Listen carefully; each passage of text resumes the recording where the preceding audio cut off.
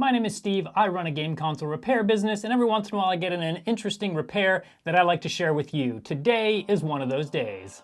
I got this Xbox One X from a customer, and this customer says this. I don't know why I didn't just contact you to repair my Xbox to begin with. Instead, I tried tinkering around with it and made it worse. Full disclosure, I tried to replace the HDMI retimer chip, horribly I might add. Didn't work, so I put the original one back on, messing it up even worse, and now I get no power. Got frustrated trying to reseat the original retimer, left all the contacts bridged, and gave up.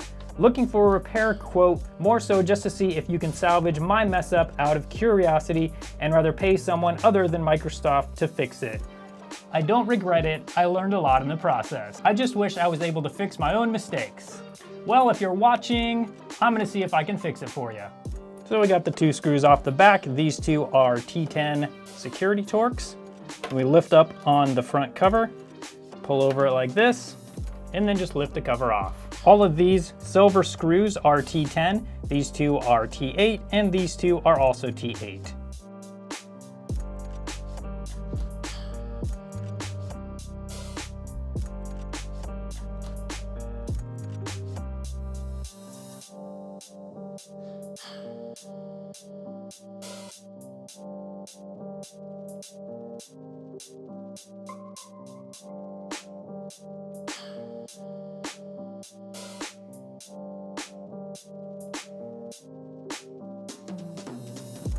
Before I go any further, I'm gonna plug it in and just verify that it doesn't turn on. So we'll do that now.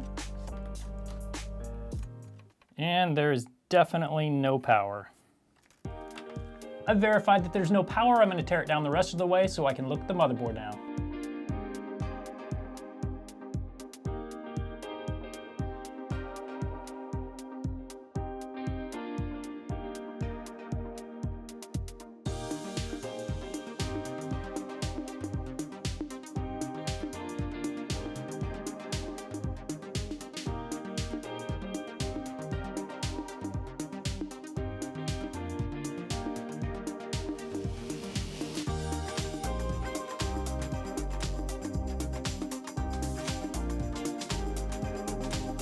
Now that I've got it fully turned down, I'm gonna take a close look at this area of the motherboard to see what problems we have here, get this retimer chip replaced, and then we need to figure out why it's not powering on.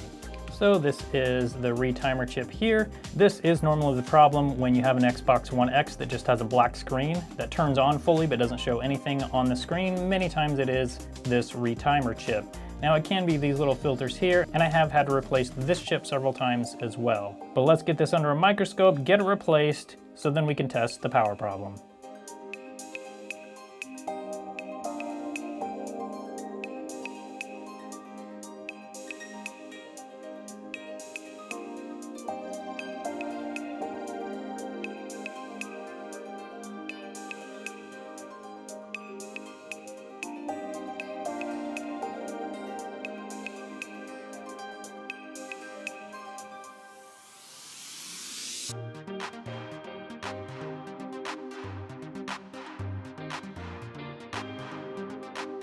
Now we have the retimer replaced. We've got all of the solder joints looking good. Let's get it put back together enough so we can test it and see if we can figure out the power problem.